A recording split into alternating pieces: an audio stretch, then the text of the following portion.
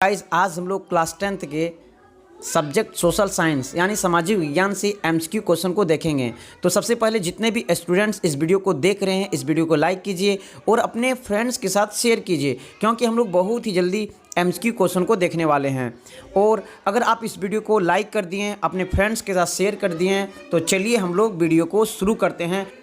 तो first chapter है अध्याय 1 यूरोप में राष्ट्रवाद का उदय से ऑब्जेक्टिव एमसीक्यू क्वेश्चन को सबसे पहले हम लोग देखेंगे। तो फर्स्ट क्वेश्चन है, किसी राष्ट्र की सामूहिक पहचान को क्या कहते हैं? ऑप्शन नंबर ए निरंकुशवाद, ऑप्शन नंबर बी राष्ट्रवाद, ऑप्शन नंबर सी रूढ़िवाद, ऑप्शन नंबर डी उदारवाद। आपको 5 सेकंड का टाइम दिया जाएगा।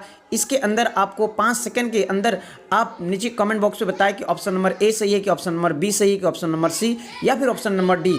तो चलिए आपका टाइम यहाँ से समाप्त होता है और इसका राइट आंसर है ऑप्शन नंबर बी राष्ट्रवाद। जितने भी स्टूडेंट्स ने ऑप्शन नंबर बी को सिलेक्ट किए हैं, ऑप्शन नंबर बी को चुने हैं, बिल्कुल आप सही आंसर दिए हैं। आगे बढ़ते हैं क्वेश्चन नंबर 2 की ओर।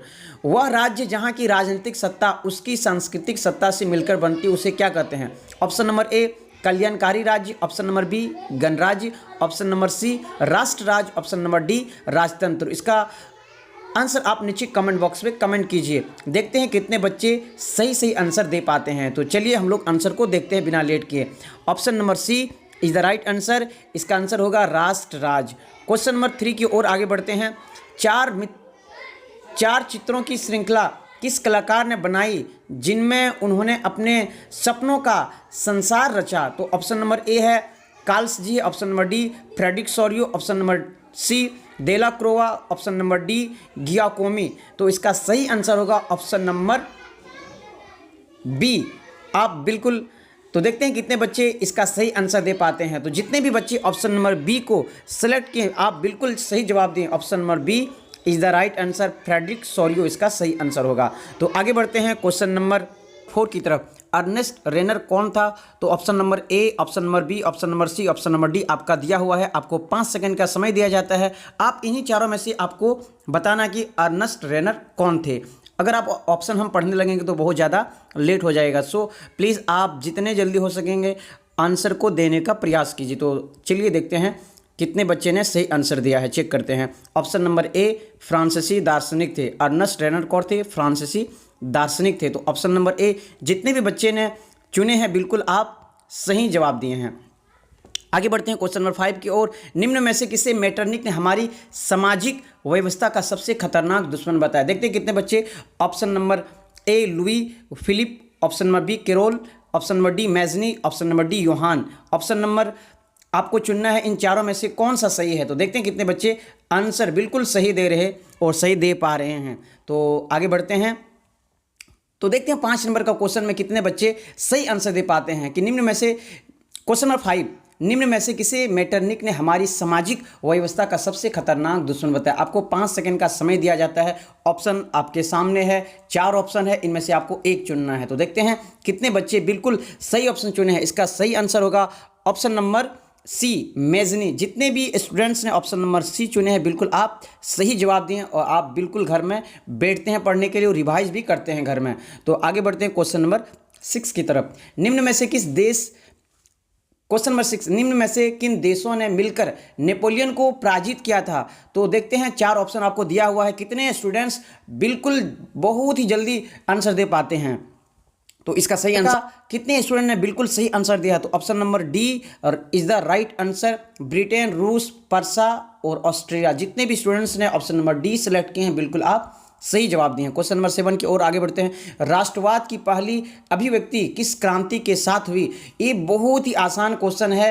अब देखते हैं हम लोग क्वेश्चन नंबर 7, राष्ट्रवाद की पहली अभिव्यक्ति किस क्रांति के साथ हुई थी? तो देखते हैं इसका आंसर कितने बच्चे बिल्कुल तुरंत दे पाते हैं। तो option number A B C D आपके सामने है। आपको इन तीनों में से, इन चारों में से आपको एक सिलेक्ट करना है। तो देखते हैं इसका राइट आंसर क्या है। ऑप्शन नंबर ए फ्रांसीसी क्रांति की राष्ट्रवाद की पहली अभिव्यक्ति की क्रांति जो हुई थी ना, किसके साथ? फ्रांसीसी क्रांति। अभिव्यक्ति किस क्रांति के साथ हुई थी? फ्रांसीसी क्रांति से, जो बहुत ही दुनिया में मशहूर है फ्रांस की क्रांति, जो आप 9th क्लास में भी पढ़ चुके हैं। आई होप कि आप ज़्यादातर बच्चे को मालूम होगा और आंसर भी कुछ बच्चे ने दिया है ऑप्शन नंबर ए। आगे बढ़ते हैं क्वेश्चन नंबर 8 की तरफ। एकीकरण के बाद जर्मन का सम्राट किसे घोषित किया गया? तो एकीकरण होने के बाद जर्मनी का सम्राट किसे बनाया गया, यानी कि किसे घोषित किया गया? तो देखते हैं कितने बच्चे इसका आंसर बिल्कुल सही दे पाते हैं। आपको 5 सेकंड का आपके पास टाइम है, आप बिल्कुल जितना जल्दी हो सकेगा नीचे कमेंट बॉक्स पे कमेंट कीजिए आंसर। तो option number B is the right answer. Prussia के राजा विलियम प्रथम को सम्राट घोषित किया गया था जर्मनी के एकीकरण के बाद। क्वेश्चन नंबर 9 की ओर आगे बढ़ते हैं। 19वीं सदी के मध्य इटली कितने राज्य में विभक्त हो गए थे, यानी कि कितने टुकड़े में बंट गए थे? तो इसका आंसर आप बिल्कुल आसानी से दे सकते हैं। Option number A, B, C, D आपके सामने है। जितना जल्दी हो सकेगा नीचे कमेंट बॉक्स में कमेंट कीजिए। तो देखते हैं कितने स्टूडेंट ने बिल्कुल सही आंसर दिया। Option number C is the right answer है। 7 टुकड़े में इटली विभक्त हो गए थे। तो जितने भी स्टूडेंट्स ने ऑप्शन नंबर सी सेलेक्ट किए हैं, बिल्कुल आप अच्छे से तैयारी कर रहे हैं बोर्ड के लिए। क्वेश्चन नंबर 10, जर्मन वीरता का प्रतीक किसे माना जाता है? जर्मन वीरता का प्रतीक किसे माना जाता है? ये प्री बोर्ड का क्वेश्चन है, इस मर्तबा प्री बोर्ड में पूछा गया क्वेश्चन है कि जर्मन वीरता का प्रतीक किसे माना जाता है। आप बिल्कुल जितना जल्दी हो सके आंसर नीचे कमेंट बॉक्स में दीजिए, क्योंकि हम हर स्टूडेंट्स को देख पा रहे हैं कौन से स्टूडेंट अच्छे से पढ़ रहे हैं, कौन से स्टूडेंट से अच्छी पढ़ाई नहीं कर रहे हैं। तो ऑप्शन नंबर ए है, बी है, सी है, डी है, इन चारों में से आपको चुनना है कि जर्मन वीरता का प्रतीक क्या है। तो देखते हैं कितने स्टूडेंट्स ने बिल्कुल सही आंसर दिया है। Option number B is the right answer, ब्लूथ है इसका आंसर, ब्लूथ। क्वेश्चन नंबर 11, कुस्तुनतुनिया को संधि कब हुई, यानी कि कुस्तुनतुनिया की संधि कब हुई? तो इसका आंसर आपको नीचे कमेंट बॉक्स पे बताना है। ऑप्शन आपके सामने दिया हुआ है, तो चेक करते हैं आंसर। ऑप्शन नंबर डी 1832 में होते हैं। जितने भी students option number D select किए हैं, बिल्कुल आप सही से तैयारी कर रहे हैं और मन लगा के पढ़ रहे हैं। और जिसका आंसर थोड़ा थोड़ा रॉन्ग हो रहा है, तो डोंट वरी, आप अच्छे से पढ़ाई कीजिए और भी अच्छे से रिवाइज कीजिए, चीज़ों को अच्छे से पढ़िए ताकि बोर्ड में दिक्कत ना हो। बढ़ते हैं आगे क्वेश्चन की ओर। क्वेश्चन नंबर 12, किसकी 36 सिक्के क्वेश्चन नंबर 12 किसकी 36 सिक्कों और डाक टिकट पर अंकित की गई थी? तो आपके सामने ऑप्शन दिया हुआ है, आपको इन चारों में से एक सेलेक्ट करना है और कमेंट बॉक्स पे कमेंट कर देना है, ताकि मुझे पता चल जाएगा कितने स्टूडेंट्स पढ़ रहे हैं और सही आंसर दे पा रहे हैं। तो चलिए हम लोग चेक करते हैं कितने स्टूडेंट ने बिल्कुल सही आंसर दिया है। मारिओन किसकी 36 सिक्कों और डाक टिकट पर अंकित की गई थी? तो उसका आंसर है मारिओन। किन देश के बीच एक्ट ऑफ यूनियन से United kingdom of great Britain का गठन हुआ था? तो ऑप्शन नंबर आपके सामने ए, बी, सी, डी दिया हुआ है। इन चारों में से आपको राइट आंसर सेलेक्ट करना है। तो इंग्लैंड और कौन सा वो देश था जिसके बीच में एक्ट ऑफ यूनियन से United kingdom of great Britain का गठन हुआ? तो देखते हैं कितने स्टूडेंट्स ने बिल्कुल सही आंसर दिए हैं। ऑप्शन नंबर सी होगा स्कॉटलैंड। देश का नाम क्या है? Scotland. Option number C is the right answer. Question number 14 की ओर आगे बढ़ते हैं। जर्मनी के एकीकरण में प्रमुख भूमिका निभाने वाले बिस्मार्क कहाँ के चांसलर थे? बहुत ही आसान क्वेश्चन पूछे हैं, आपको बताना है कि ऑस्ट्रिया, बर्लिन, फरसा। क्वेश्चन नंबर 14, जर्मनी के एकीकरण में प्रमुख भूमिका निभाने वाले बिस्मार्क कहाँ के चांसलर थे? बिल्कुल आसान क्वेश्चन है, आपको तुरंत से पहले जवाब दे देना चाहिए। आई होप कि बहुत सारे स्टूडेंट ने बिल्कुल आसानी तरीके से, जिस प्रकार आसान क्वेश्चन है उसी प्रकार आसानी से जवाब भी दे। Number C is the right answer, पर्सा है। बिस्मार्क कहाँ के रहने वाले थे? पर्सा के रहने वाले थे। और ये कौन सी नीति अपनाए थे? लौह और रक्त की नीति अपनाए थे। और इससे रिलेटेड एक क्वेश्चन पूछते हैं कि भारत का बिस्मार्क किसे कहा जाता है? नीचे कमेंट बॉक्स में कमेंट कीजिए। देखते हैं कितने बच्चों को ये मालूम है कि भारत का बिस्मार्क किसे कहा जाता है। क्वेश्चन नंबर 15 की ओर, राष्ट्रवाद में एक निश्चित भौगोलिक क्षेत्र में रहने वाली जनता में इनमें से किसके द्वारा जुड़ी होती है? समान संस्कृति, समान इतिहास, भाषा, लोक परंपरा, उपरोक्त में सभी। आपको सेलेक्ट करना है इन चारों में से कोई एक आंसर। आपको बिल्कुल ऑप्शन सेलेक्ट करके आपको नीचे कमेंट बॉक्स पे कमेंट कर देना है, ताकि मुझे भी पता चले कौन से स्टूडेंट्स अच्छे से पढ़ाई कर रहे हैं और कौन थोड़ा बहुत कॉमेडी कर रहा है ना। तो चलिए ऑप्शन चेक करते हैं। ऑप्शन नंबर डी बिल्कुल सही होगा, समान संस्कृति, समान इतिहास, भाषा, लोक परंपराएं। क्योंकि हम लोग जो रहते हैं राष्ट्रवाद में एक निश्चित भौगोलिक क्षेत्र में रहने वाली जनता का बात हो रहा है, तो सभी हो जाएगा। Option number D is the right answer. समान संस्कृति, संस्कृति का अर्थ होता है रहन सहन, समान इतिहास, भाषा, लोक परंपराएं। तो option number D is the right answer. राजवंश का शासन किस देश में था? तो चलिए देखते हैं कितने स्टूडेंट्स अब तक ऑप्शन, तो देखते हैं कितने स्टूडेंट्स हैं आंसर दे चुका है। तो ऑप्शन नंबर सी जितने भी स्टूडेंट्स से बताएं, फ्रांस बिल्कुल सही है। बुई राजवंश का शासन किस देश में था? फ्रांस में था। क्वेश्चन नंबर 17, वह विचारधारा जो स्त्री पुरुष की सामाजिक, आर्थिक एवं राजनीतिक समानता पर आधारित हो उसे क्या कहते हैं? कि वह विचारधारा जो स्त्री पुरुष की सामाजिक, आर्थिक एवं राजनीतिक समानता पर आधारित उसे क्या कहते हैं? नारीवाद, विकासवाद, समाजवाद, या फिर ऑप्शन नंबर डी महिला सशक्तिकरण। तो option number A B C D आपके सामने है, आपको नीचे कमेंट बॉक्स पे पता ही है, आपको कमेंट कर देना है। ऑप्शन नंबर ए नारीवाद कहलाएगा। जितने भी स्टूडेंट हैं ऑप्शन नंबर ए कमेंट बॉक्स पे कमेंट किए हैं, बिल्कुल आप सही जा रहे हैं, अच्छे से पढ़ाई कर रहे हैं। कि वह विचारधारा जो स्त्री पुरुष की सामाजिक, आर्थिक, राजनीतिक समानता रखती, सिंपल क्या कहलाएगा? नारीवाद। Option number A is the right answer. Question number 18, Marseille किस देश का राष्ट्रीय भक्ति गीत है? तो देखते हैं कितने स्टूडेंट्स 9 क्लास में जो पढ़े हैं वो बिल्कुल अभी तक याद रखें, क्योंकि ये सवाल हम 9 क्लास में ही पढ़ा चुके हैं। मार्सिले किस देश की राष्ट्रीय भक्ति गीत है? तो option number D is the right answer. France की राष्ट्रीय गीत है मार्सिले। और वहाँ की मुद्रा देखते हैं कितने स्टूडेंट्स को जानकारी है। फ्रांस की मुद्रा को क्या कहते हैं? लिब्रे कहते हैं। बिल्कुल सही जवाब दें, लिब्रे कहते हैं। क्वेश्चन नंबर 19, रक्त और लौह की नीति का अवलंबन किसने किया था? क्वेश्चन नंबर 19, रक्त और लौह की नीति का अवलंबन क्वेश्चन नंबर 19, रक्त और लौह की नीति का अवलंबन किसने किया था? मेजनी ने, बिस्मार्क ने, हिटलर ने, काउर ने। देखते हैं कितने स्टूडेंट्स इसका आंसर बिल्कुल दे चुके हैं अभी तक, क्योंकि ये क्वेश्चन का आंसर हम पहले बता चुके हैं। बिस्मार्क होगा। Option number B is the right answer, Bismarck. और कहाँ के रहने वाले थे? पर्सा के रहने वाले थे। क्वेश्चन नंबर 20, फ्रांस की क्रांति का अग्रदूत किसे कहा जाता है? फ्रांस की क्रांति का अग्रदूत ऑप्शन नंबर सी रूसो को कहा जाता है। हम आज सुबह क्लास में ये सवाल पूछे थे। फ्रांस की क्रांति का अग्रदूत किसे कहा जाता है? रूसो को कहा जाता है। Option number C is the right answer.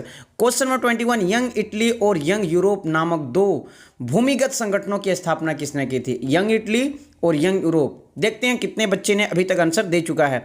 Option number D Mazzini ने। ऑप्शन नंबर डी मेजनी इसका आंसर होगा। यंग इटली और यंग यूरोप नामक 2 भूमिगत संगठनों का स्थापना किए थे। ओके। क्वेश्चन नंबर 22, वियना की संधि कब हुई थी? वियना की संधि कब हुई थी? 1804 में, 1805 में, 1815 में। तो option number C is the 1815 होगा आंसर। और 1815 में आपको मालूम है कि नेपोलियन बोनापार्ट की हार हुई थी। कौन सी मैदान में? जल्दी से कमेंट बॉक्स में बता देने का। वाटरलू की मैदान में। ओके। क्वेश्चन नंबर 23, जब फ्रांस छींकता है तो बाकी यूरोप को सर्दी जुकाम हो जाता है, यह कथन किसका था? बहुत ही आसान क्वेश्चन है। जब फ्रांस छींकता है तो बाकी यूरोप को सर्दी जुकाम हो जाता है। तो option number A Bismarck, option number B Metternich, option number C Napoleon, option number D Mazzini. आपको इन चारों में से जल्दी से बता दीजिए, क्योंकि बहुत ही आसान क्वेश्चन पूछ रहे हैं ना। ये 2-3 मरतबा प्रैक्टिस हम करा चुके हैं, रिवाइज करा चुके हैं। बिल्कुल आंसर आपको देना ही पड़ेगा इसका, है ना। तो देखते हैं कितने स्टूडेंट्स इसका आंसर दे चुका है। Option number B is the right answer, Metternich होगा। तो जितने भी स्टूडेंट अच्छे से पढ़ाई कर रहे हैं, आपको आई होप कि आप सारे सवालों को लगभग जवाब आप अच्छे तरीके से दे रहे हैं। क्वेश्चन नंबर 24, काबूल को राजा विक्टर एमनुएल द्वितीय ने किस पद पर नियुक्ति किया था? सेनापति, राजपूत, गृह मंत्री, प्रधानमंत्री। ये तो इजी क्वेश्चन है, बता दीजिए, बहुत जल्दी आंसर दे दीजिए। तो ऑप्शन नंबर डी इसका आंसर होगा। चलिए चेक करते हैं। ऑप्शन नंबर डी बिल्कुल सही है, प्रधानमंत्री पद का नियुक्ति किए थे। क्वेश्चन नंबर 25, 1871 के बाद यूरोप में राष्ट्रवादी तनाव का एक गंभीर स्रोत था कि 1871, मालूम है 1871 हम पढ़ाए हैं, जर्मनी का एकीकरण। 1871 के बाद यूरोप में राष्ट्रवादी तनाव का एक गंभीर स्रोत क्या था? जर्मनी क्षेत्र, एशियाई क्षेत्र, बाल्कन क्षेत्र, ऑस्ट्रिया। तो option number C is the right answer, Balkan क्षेत्र इसका बिल्कुल सही आंसर होगा। क्वेश्चन 26, कवियों और कलाकारों ने यूरोपीय सभ्यता का पालना किस देश को बताया? यानी कि कवि और कलाकार ने यूरोपीय सभ्यता का पालना किस देश को बताया? सभ्यता का एक अर्थ होता है खोज होता है, सभ्यता का मतलब होता है खोज। तो इसका ऑप्शन नंबर ए बिल्कुल सही होगा आंसर। आप देखते हैं आपके मन की संतुष्टि के लिए आंसर को चेक करते हैं, तो बिल्कुल सही ऑप्शन नंबर ए यूनान। क्वेश्चन नंबर 27, जर्मनी का एकीकरण कब पूरा हुआ? जर्मनी का एकीकरण नीचे कमेंट बॉक्स में बता दीजिए। जर्मनी का एकीकरण कब हुआ? 1871 में हुआ। 1871 में जर्मनी का एकीकरण पूरा हुआ। तो चलिए आगे बढ़ते हैं क्वेश्चन नंबर 28 की तरफ। इटली का एकीकरण कब पूरा हुआ? जी हाँ बिल्कुल, क्वेश्चन नंबर 28 की तरफ देखते हैं। क्वेश्चन नंबर 28 देखते हैं, इटली का एकीकरण कब पूरा हुआ? 1861, 1871, 1862, 1870। जैसे कि हम लोग को मालूम है जर्मनी का एकीकरण 1871 हुआ, तो उसमें से आपका इटली का एकीकरण हो जाएगा 1861। जो इटली कितने टुकड़े हो गए थे इटली का? 7 टुकड़े। Option number A is the right answer होगा 1861। आगे बढ़ते हैं क्वेश्चन नंबर 29 की तरफ। जर्मन राइन महासंघ की स्थापना किसने किया था? जर्मन राइन महासंघ की स्थापना किसने किया था? देखते हैं कितने बच्चे बिल्कुल सही से आंसर दे पा रहे हैं। ऑप्शन नंबर ए नेपोलियन ने। Option number A is the right answer, Napoleon होगा। क्योंकि मालूम है नेपोलियन 1804 में आए थे और उसकी हार हो गया था 1815 में हो गया था। और नेपोलियन ने वहाँ पर बैंक ऑफ फ्रांस की भी स्थापना की थी। कहाँ पर? फ्रांस में। फ्रांस का सम्राट भी नेपोलियन बोनापार्ट को कहा जाता है। चलिए आगे बढ़ते हैं क्वेश्चन नंबर 30 की तरफ। क्वेश्चन नंबर 30, चार्टिस्ट आंदोलन किस देश में हुआ था? चार्टिस्ट आंदोलन किस देश में हुआ था? सबसे पहले जानते हैं कि चार्टिस्ट आंदोलन है क्या। तो इंग्लैंड में सन 1838 और 1848 के बीच में राजनीतिक सुधार के लिए श्रमिक वर्ग द्वारा किए गए आंदोलन को चार्टर आंदोलन कहते हैं। चार्टर। आई होप कि वीडियो पसंद आई होगी तो इस वीडियो को लाइक कीजिए, दूसरे तक शेयर कीजिए। आज थोड़ा कुछ टाइम कम मिलने के कारण बस इतना ही क्वेश्चन का रिवाइज हम लोग करते हैं। मिलते हैं किसी नेक्स्ट डे और नेक्स्ट क्लास में हम लोग ऐसे और भी क्वेश्चन को रिवाइज करेंगे। तो तब तक के लिए पढ़िए और आगे बढ़ते रहिए। आई होप कि आप सभी अच्छे से पढ़ते होंगे घर में और अच्छे से पढ़ेंगे। तो चलिए मिलते हैं नेक्स्ट क्लास में।